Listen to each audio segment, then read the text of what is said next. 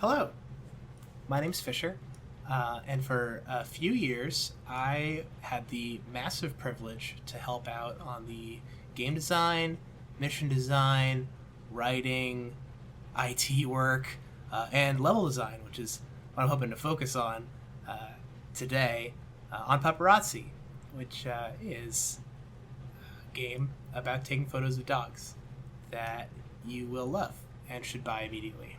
So when we design levels for Paparazzi, our main focus was making sure that things were interesting to take pictures of. And it was interesting to see dogs running around, and it was interesting to run around yourself on. It's not that dissimilar from any other game design, but I tried to draw from a variety of influences personally when I was thinking about how to design these things. Not necessarily just first-person shooters, but also try to think about games like Pokemon Snap, which of course we're compared against ad nauseum, but also other sort of slow, just taking in the scenery kinds of games, adventure games. Myst, for example. In the office, we actually had a running catalog of photos on the file server, and that was automatically updated anytime somebody who was working on the game saved their photos to their computer. And we could review those photos, and we could help figure out what sort of things that we like to take pictures of, what things made interesting photos, what were cool subjects, what settings worked well. That helped us decide what things needed fleshing out, what sort of missions we wanted to build. Also helped us categorize some of the characters we ended up writing for the world. Ultimately, it also gave us a really good tableau of how far we'd come in the game, and I hope we can eventually show people those, because it's very interesting. But for today, what we're going to do is we're going to do exactly that process, where I'm going to walk through the level, we're going to take some photos, I'm going to share a couple interesting stories and tidbits about designing the world of Paparazzi. I hope you will enjoy that and have fun. Okay, so this is Bubbe Boardwalk, which we pretty much have just called the Boardwalk throughout the entire time we were working on it. And this was the first area designed for the game. And there's a couple interesting things about the development of this area. For one, it had a ton of iterations. Most of our levels actually had a lot of iteration going on, where they look almost nothing like their original selves. But this level, unlike the others, seemed to maintain its original shape. So I always imagined it personally as being half boardwalk, half beach, and having different things to look at and to do between the two, and have some verticality to it as well. So these buildings you can climb on, you can actually jump on these awnings, get up here. There's dogs up here. Hi, buddy. Good boy. We got this big sign. It was originally conceived as more of an East Coast vibe, and all of these palm trees and nice sunny clouds and stuff. I originally imagined it more to be like a festival sort of area. At one point, the concept included a merry-go-round. Another interesting fact about this level is, because we built it so early on, if you're paying close attention, we've actually made it visible from other levels in the game. And when you play the game, you'll understand a little bit better. But pay attention to this lighthouse and the direction these sailboats are going, and you'll see what I mean when you play the game. There's lots of verticality on this level, and one of the things I like to do when my brain turns off on this level is I like to jump up on these umbrellas and awnings and just bounce around for a while. And I know that makes some people sick, so I'll try not to do that too much. That's why these are all so close together, is because I found it just really fun to jump around. But my actual favorite thing to do is to go under the boardwalk, and I love this area. This is just such a Instagram picture perfect area. I love these little cots. Hey buddy, you can give him a little push. Very nice. Like these guys as well. just adds a vibe that you can't find anywhere else in this level. So an interesting thing that was left over from the game concept phase are these bus stations. And you might notice when you play the game that there are just bus stations in almost every level. I say almost every level because it was at one point we were thinking about how the player would transition into like new levels of power basically in the game. Transportation, gear, having to plan your day, things like that. A lot of that stuff never made it into the final product. In some cases just because it got in the way of having fun, and in other cases because it was just getting so complicated. The bus stations were in a way intended to be a mode of transport. So if you were done somewhere, it would tell you, okay, you can return to the bus station, and you'd sit here, and then maybe a bus would appear and drive you off home, and you'd have to wait until the next day to go out and do something else. That is luckily not how we ended up doing things. We just made it a lot more simpler, and then you can go to the world map. Although I do still like that idea, and I'm kind of glad that the oh, you're behind the beach ball. Oh, I'm sorry, buddy. I know you're stuck in the chair. I do sort of miss that element of, you know, limited mobility and giving some more context to why you can't go places. But ultimately, players don't pay attention to stuff like that. They've played video games before. They know, oh, I unlocked a new area. They don't need rationalization like, yes, I can only go here because I have a car now. So, you know, there's plenty of stuff to learn there.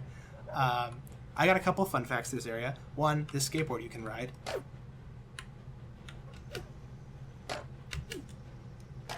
Gotta love riding the skateboard. And yes, you can absolutely go up here and shred with Tony Bark. It's very cool.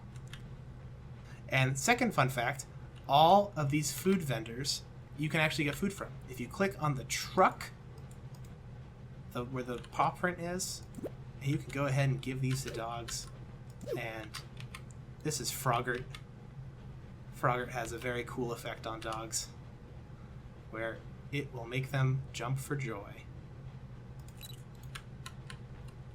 Excellent. So as a fun Easter egg or a side or whatever, not really an Easter egg, I guess. I don't know. I'm gonna call it an Easter egg. When I was building the billboards, I just put text on it. I was completely brain off, exhausted, and just put text on them. I made one of them say, "You're at the Boardwalk," which is the one over here, and the one over here that says "The beach is nice."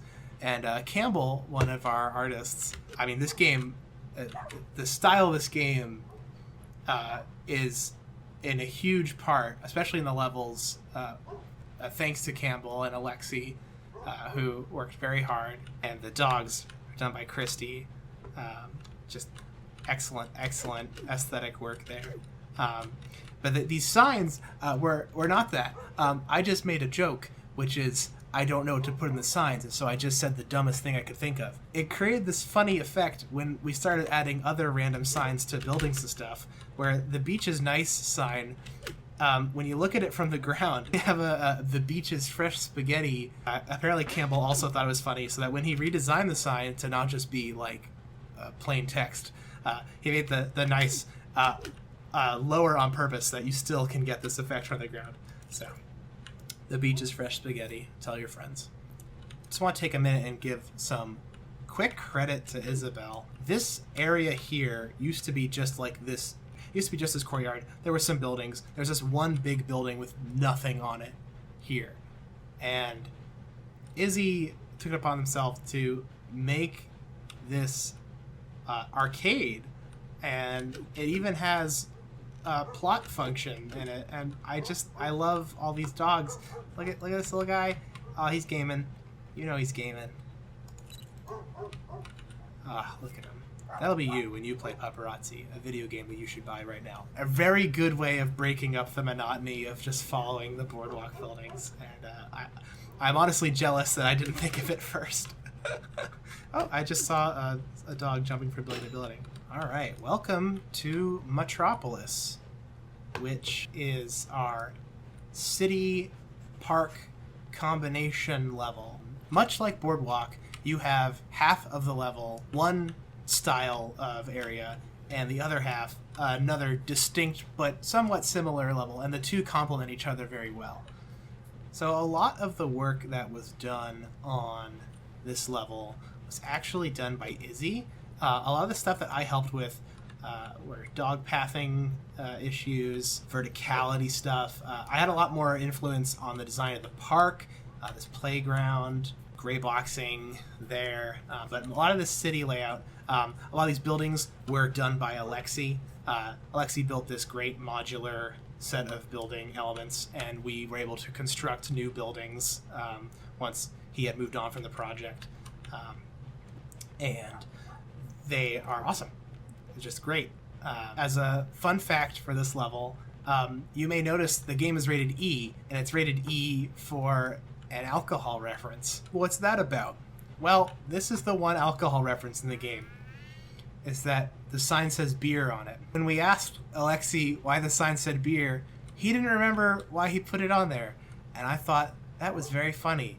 None of us noticed it, and I'm just really glad that the ESRB saw that and said, oh, that's funny. And so there it is. So I think it might be one of very, very few E-games that the only qualifier on it is that it has an alcohol reference. I mean, there probably are other ones. I can't think of any off the top of my head.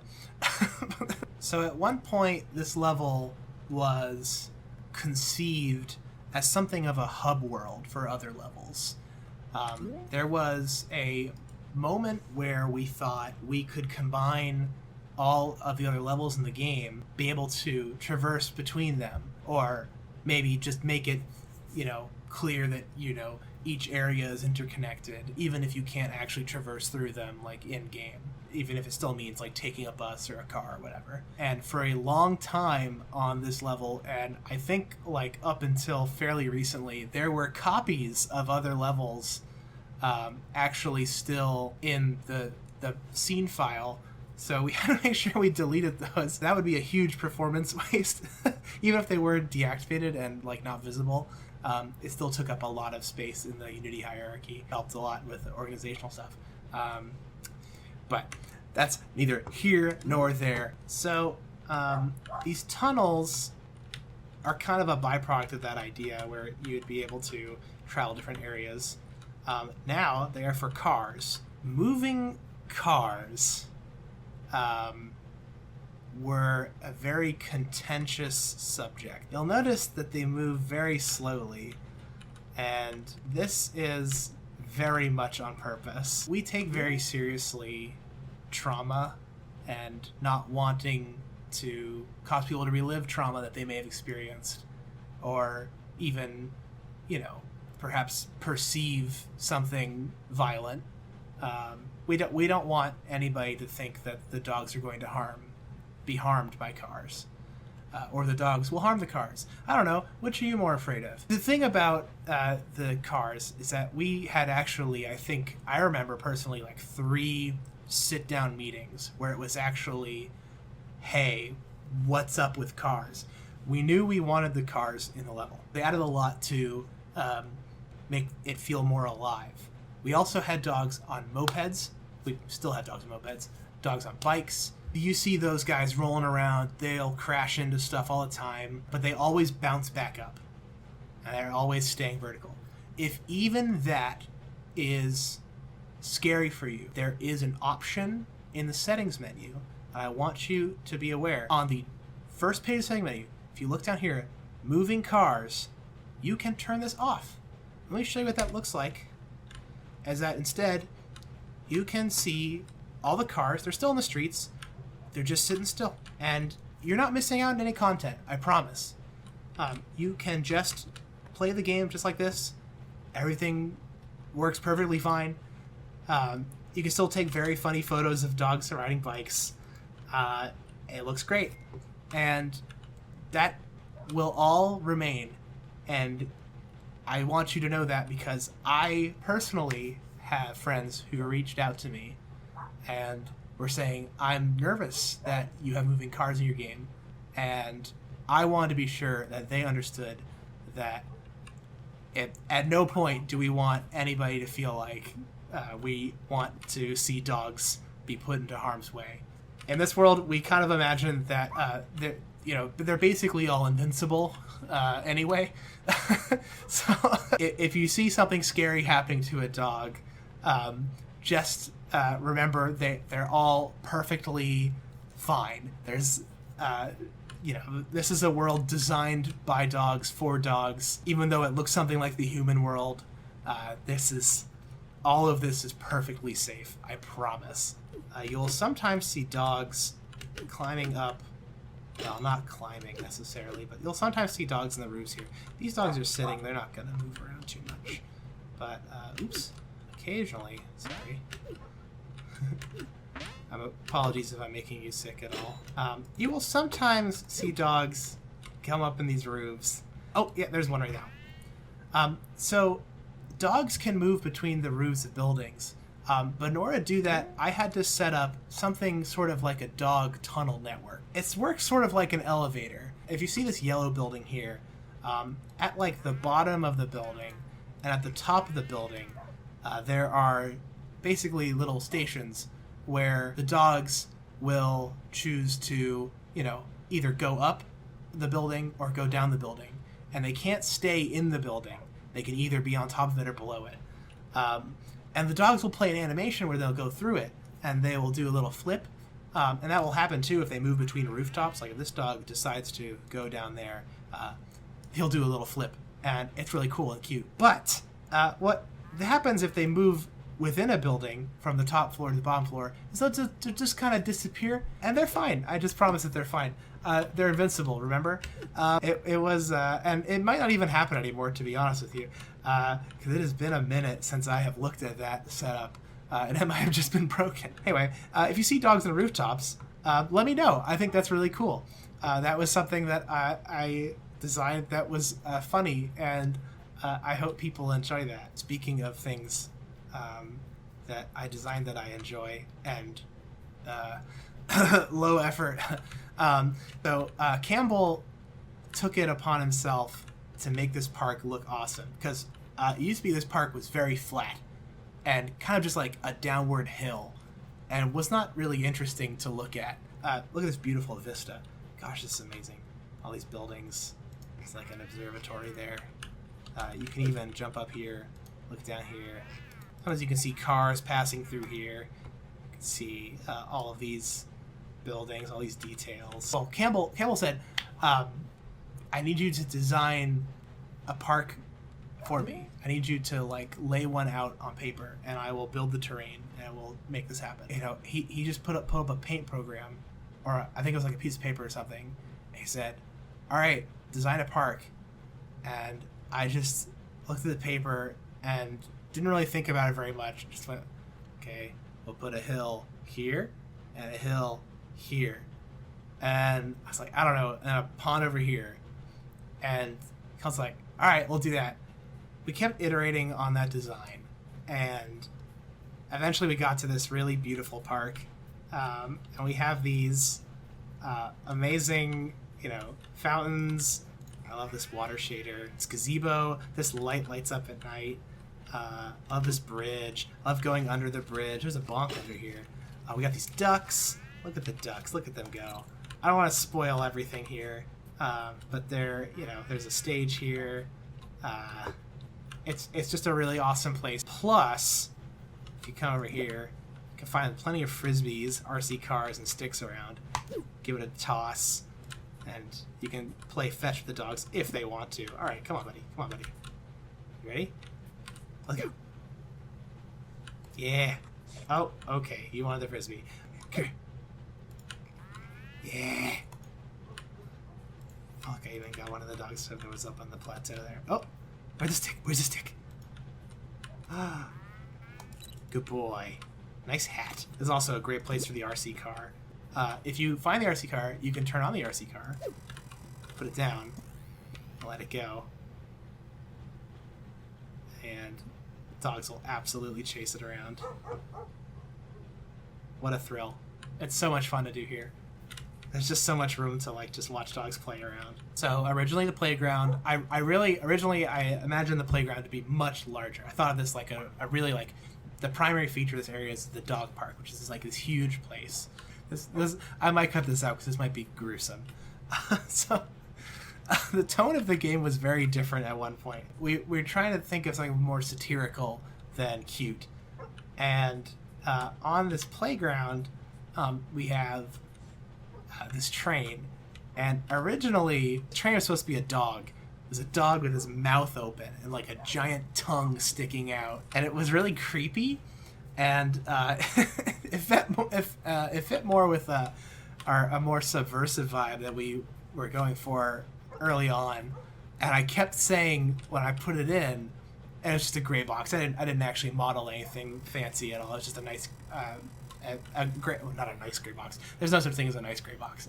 I kept saying, does anybody have any problems with this? I'm okay if you remove this. Does anybody have any problems with this? And everybody just kind of kept looking at me silently like, I think I have a problem with this, but I don't want to say anything. And eventually Alexi came in and was like, okay, this is a train now. I've never been more pleased that somebody came in and overrid my work, because I really like the tone the game has now, as opposed to the more satirical, almost creepy vibe that I was getting from the playground before. So, good stuff. Again, just like on the Boardwalk, one thing I find myself doing a lot when I turn my brain off is just jumping along here. And again, I'm sorry if this is making you motion sick. Just jump around, climb up things. I put a not insignificant amount of work making these ladders climbable, these fire escapes you can get up on so you can get different levels of shots. Hello.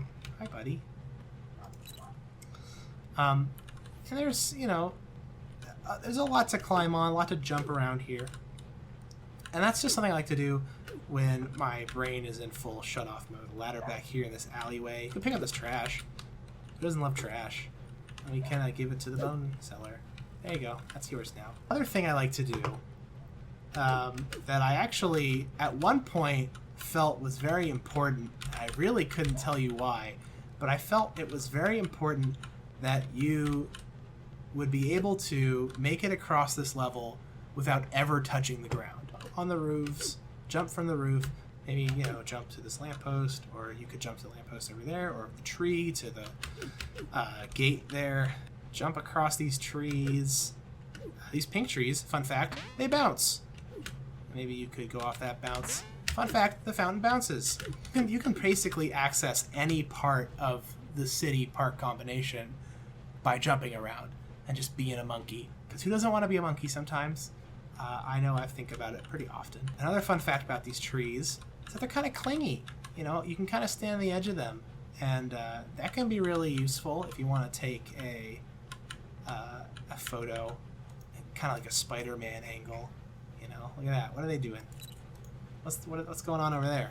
Who knows? I'm Spider-Man taking photos for the whatever thing. I don't know if I'm allowed to talk about Spider-Man. I have no affiliation with Marvel Corp or Disney. And that's Metropolis, the city park area. Welcome to Mellowstone.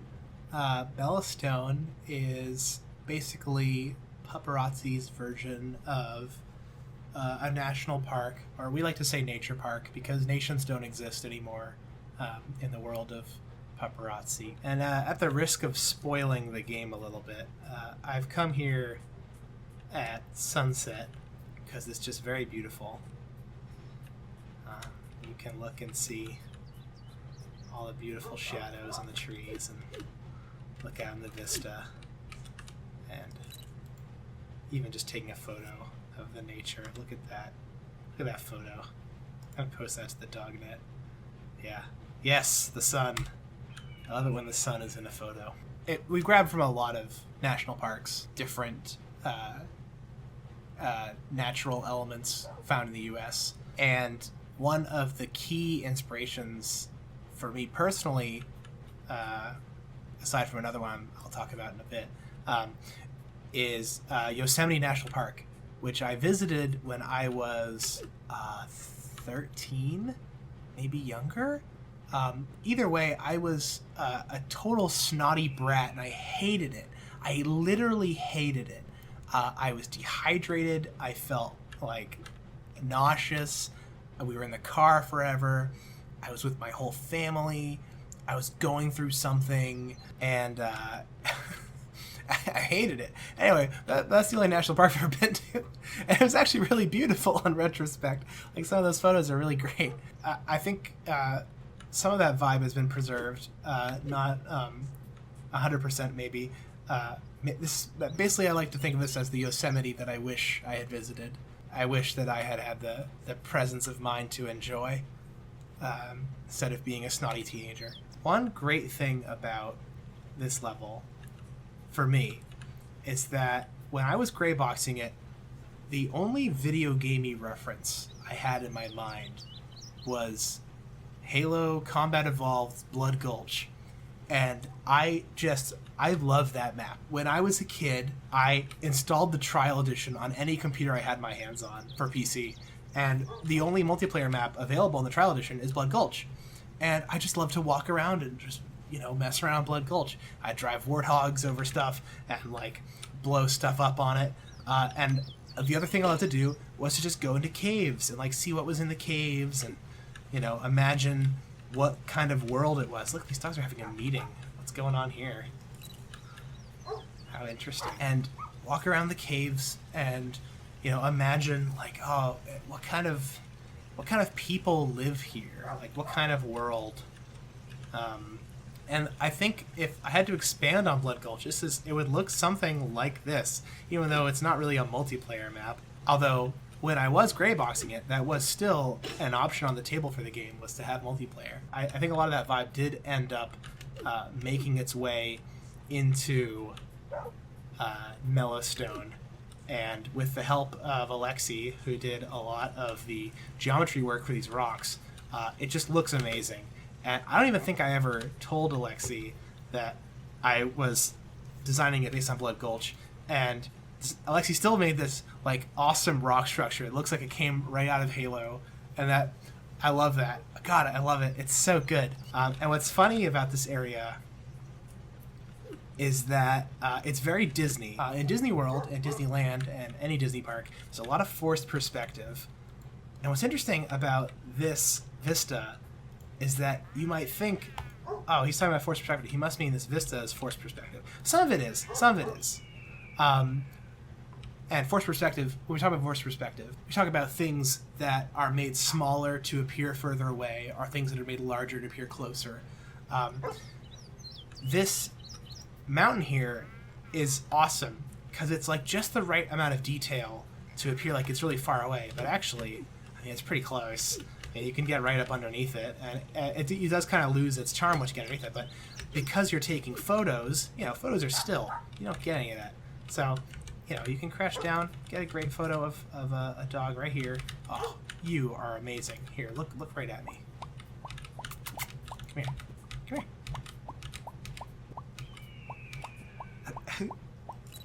Just get a photo with the huge rocks in the background with dog. It's just awesome. Yeah, I just thought so much about Blood Gulch.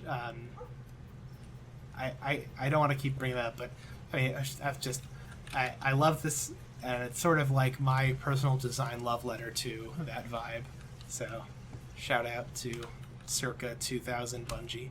Yep, we have a minecart. The minecart follows this track system with these rails.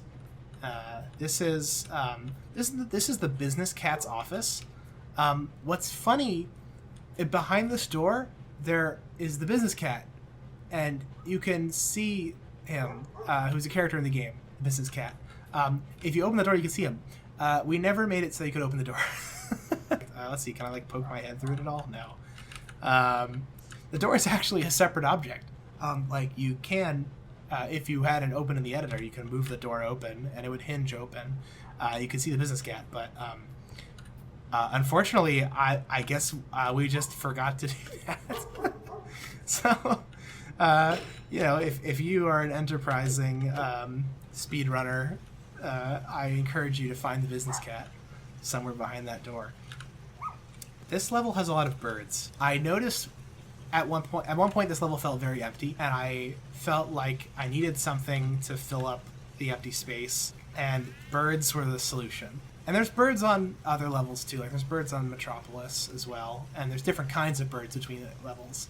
But I found that we had the bird model in the project, and I just set up this very simple breathing animation and plop them around the level. They don't do a whole lot, to be honest with you, but they're there, and they actually are in different places every time, and they tend to flock. And one of the best places to find birds on this level is right up here on this tree. They love to gather here, and if you're lucky, oh hello, there's another bird. And if you are lucky, you will see the big bird, the big boss bird. He is the bird that makes all of the rules here, I promise. But you have to buy the game to see it. Buy Paparazzi now on Xbox, PC, Steam, Game Pass, itch. Good game. There are a fair amount of secrets on this map, which is kind of why I'm being careful where I look and where I go. There's some that I feel comfortable with. If you look up here, you can see some more birds, so they like to flock up here at the top of this canyon. I love this canyon. I love to jump around up here. Another area where it's just like I just like to jump around. And there's this door, and I just won't tell you anything about that. A lot of the methodology of making these levels was thinking about games that are open-ended, sandbox games that don't have necessarily like rules about what you can be doing at any given time. What's the quintessential example of that? It's Gary's Mod. It's a game where there's literally no goal. I mean, it's not really. Some people would even like call it a game. Like they would just like say it's more of a tool set. And I would even agree with that as well. But in the case of Pupperazzi, if you look at Pupperazzi as an art program, similar to how Gary's Mod is like a tool set, what kind of areas do you want to see in a game like that? What you want to see are areas with lots to see, lots of specific environments, things with like vibes that are unique to this area. You want to see maybe you want something to do when you're just wandering around. You want places to wander to. A lot of that came down to just adding interesting secrets to levels. So there are plenty of secrets to find, and some of them are discoverable if you do all the photo requests. Some of them you just have to find by yourself, and I invite everybody to find them. I don't know how many there are. I forgot. So you can just have fun doing that.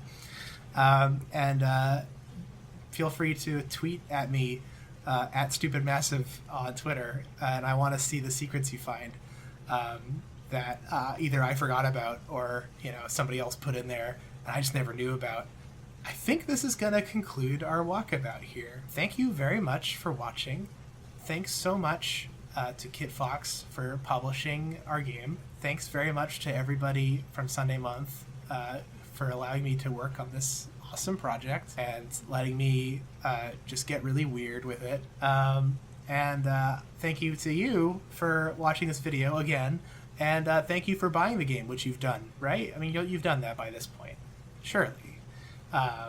Otherwise, why are we still here? So I'll see you around. Thank you very much. Have a good one.